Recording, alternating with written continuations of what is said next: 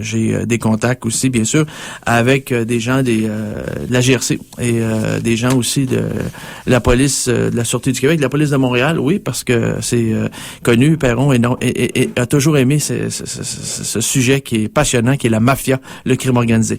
Alors, j'ai des bons copains qui sont journalistes, avec qui je devise fréquemment et avec qui, on passe du bon temps à parler de ces ramifications, des fois qui sont assez troublantes, merci, avec le monde politique et le monde du crime organisé. Donc, c'est à vous, chers auditeurs, de faire vos propres démarches et de le faire graduellement. Et votre réseau va se constituer comme ça, d'un contact à la fois. Et si votre ambition est de devenir journaliste, eh bien, je pense que il y a rien d'interdit et tout est permis. Alors, c'est à vous, en fin de compte, de décider ce que vous voulez faire et je vous souhaite bonne chance là-dedans, mais j'essaie de répondre à tous mes courriels que je reçois et ça me fait plaisir. Quel est ton courriel, Perron? Je vais le dire. perronb@sympathico.ca. perronb@sympathico.ca. Et ça fait toujours plaisir de vous lire et je vous remercie pour ceux qui m'envoient des bons mots. Ça fait du bien et ça nous aide à continuer. Alors, chers auditeurs, voilà, c'est fait. Il était temps. Il commençait à être tard un peu. Il fallait bien que je m'y mette à faire cette annonce de cette 66e conférence. Quel est ce signe? Le signe de la bête. Quoi? 66 à l'envers, ça fait Wayne Gretzky. Oh, pas de problème. Donc, faut pas paniquer à l'autre bout du micro, là. Il y en a qui m'ont, à un moment donné, regardez, c'est fou, là. J'ai fait une conférence il y a peut-être 3 ans pour les sceptiques du Québec et j'aime bien les sceptiques du Québec. Et j'avais montré le signe qu'on fait au Texas, qui veut dire encorner les tous. Mais c'est aussi, pour certains fêlés et certains maboules, le signe de la bête. 6.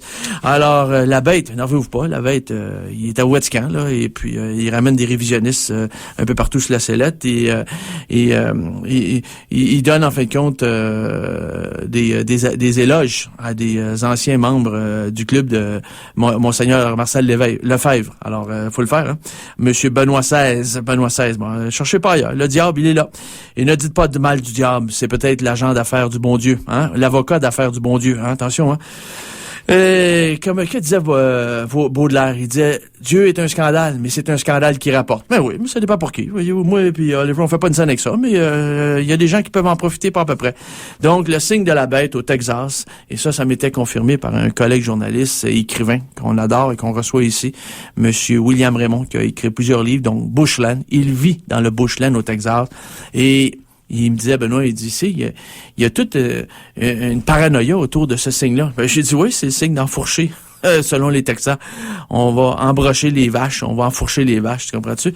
Mais là, il y en a qui associent ça avec le signe de la bête. Si tu fais ça, là, les gens vont te mettre une étiquette dans le front. Ben, j'ai dit, voyons, donc, faut s'amuser dans la vie. Alors, il y en a qui deviennent un peu parano et il faut pas commencer, faut pas en rajouter, là. Restez tranquille. Regardez, je le fais devant Oliver. Oliver, ça t'énerve-tu? Non.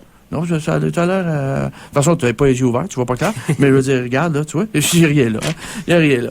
Alors, cher auditeur, oui, j'ai un tatou 666 sur la fesse gauche.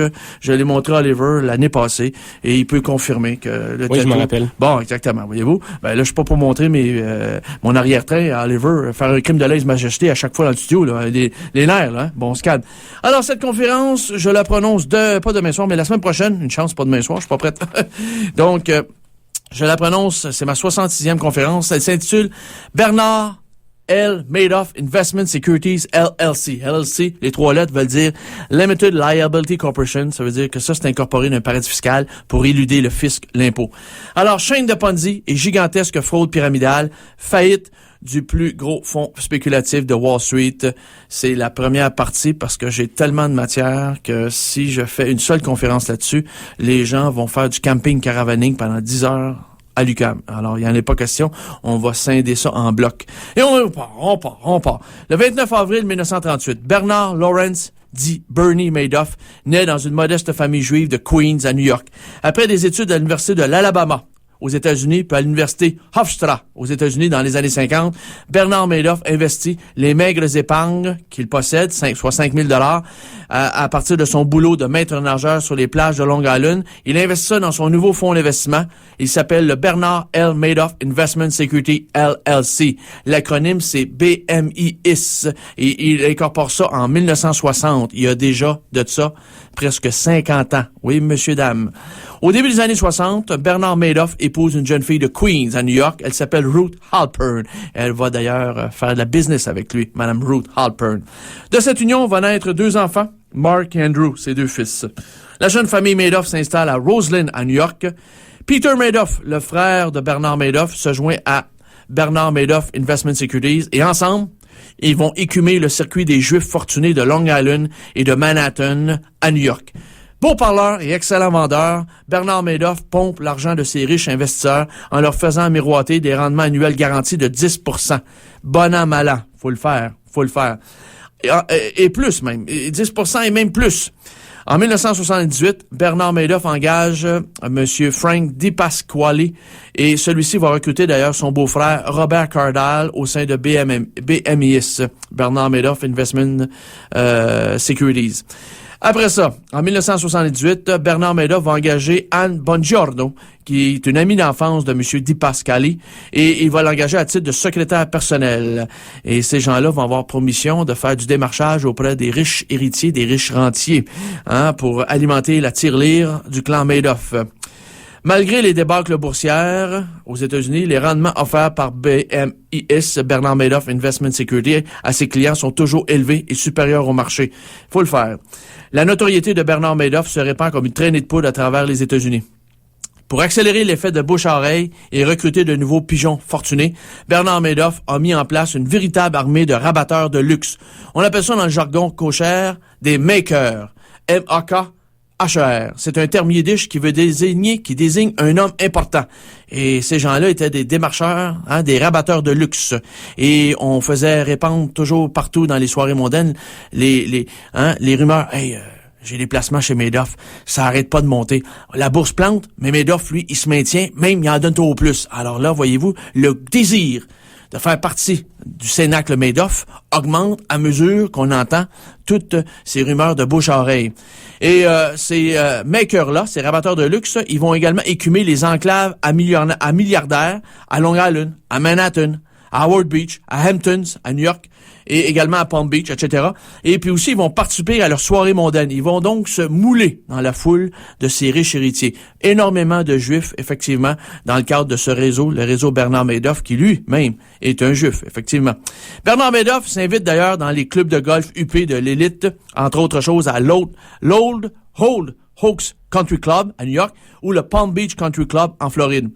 Et d'ailleurs, il va se transformer en philanthrope de par excellence, en finançant toutes leurs nobles causes à ces riches fortunés rentiers. La firme d'audit comptable de Bernard Madoff Investment Security est Freeline and Horowitz et son seul client, c'est qui? C'est Bernard Madoff. Pas pire, son seul client, c'est Bernard Madoff. Elle brasse des grosses affaires parce que son seul client, c'est Bernard Madoff. Fait qu'il faut que ça soit payant. À la fin des années 80, 5% de toutes les transactions effectuées au New York Stock Exchange, le fameux NYSE, à Wall Street, impliquent BMIX. IS. Écoutez, c'est pas compliqué. Le bonhomme, il est en pleine montée. Et de plus en plus, il brasse des grosses affaires. Les gens fortunés leur lèguent leur fortune, investissent là-dedans.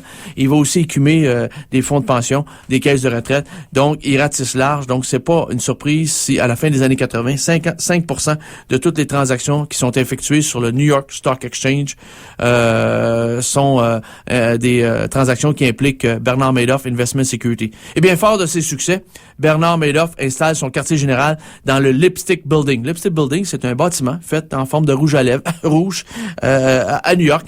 Et il est situé au 885 3e avenue à Manhattan. Et il installe son quartier général dès le début des années 90. Et ses fils Mark et Andrew, ainsi que de nombreux neveux et nièces, vont occuper d'ailleurs la section courtage de BMIS au Lipstick Building au 18e et 19e étage, tandis que lui, Bernard Madoff, le grand boss, il va s'installer au 17e étage avec ses opérateurs de marché, ces fameux traders, et c'est dans cet étage assez sombre assez nébuleux. C'est dans ce 17e étage du 885 3e avenue à Manhattan, dans le Lipstick Building, que M. Bernard Madoff va mettre en place le plus gros fonds spéculatif de Wall Street sans jamais être officiellement enregistré auprès de la Security and Exchange Commission, la fameuse SEC, qui est le gendarme boursier de Wall Street. Et ça va permettre à son fonds spéculatif de BMIS, Bernard Madoff Investment Security, de se soustraire d'ailleurs à la réglementation